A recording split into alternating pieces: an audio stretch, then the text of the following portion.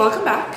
I'm KT, and that's KaydashcapitalT, and I'm an artist. So today I'm really focusing in on the selfie and selfie theory.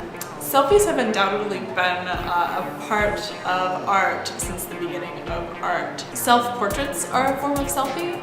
Someone who hired a painter or photographer to take an image of the self is the selfie, as long as the one in control of the image is the one in the image. What makes a successful selfie, however, is when that sense of agency is very apparent. They are addressing the viewer directly, or at least demonstrating an awareness of the viewer. So the viewer is not a voyeur, but is only seeing what the self in the selfie is designing for the viewer to see. Some tips for creating a really intentional, successful selfie include having eye contact with the camera at all times.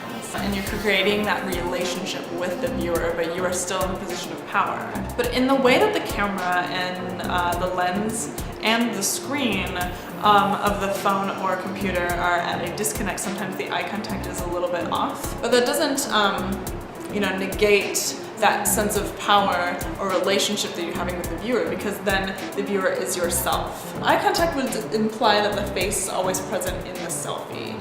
So this is what I prefer as I assign my identity to my face. If your face is not necessarily the most unique part of yourself, there are other ways to take selfies without the face. For example, butt selfies or belfies. It is difficult to position the body in a way that the butt and the face are pointing the same direction. There's a lot to consider when you're employing the butt. It's a very, it has a heavy conceptual weight. So what does the butt, mean? What place does it have in like feminism or body positivity and sexual empowerment? So I am employing a tool here in all of the images behind me called the selfie stick. So in order to get certain angles where my butt and my face are both visible at once, a la Anaconda, and I'm having a conversation with myself, I'm interacting with myself.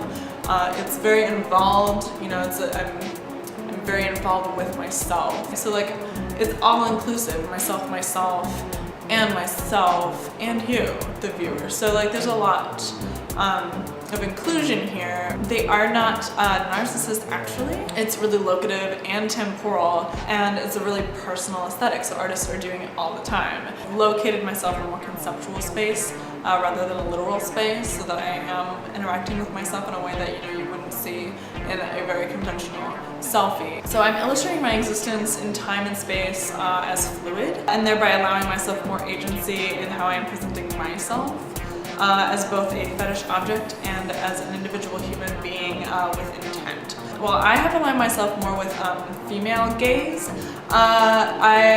It's just about gazing on myself. So there's a lot of benefits from practicing, the selfie in your already existent artistic practice, and maybe embracing different methods that you weren't aware of before. If you had made that distinction in language of self-portrait and selfie, you can really just embrace, anything. You can embrace all of yourself in any way. Tune in next time to see what I'm going to improve next. Radical.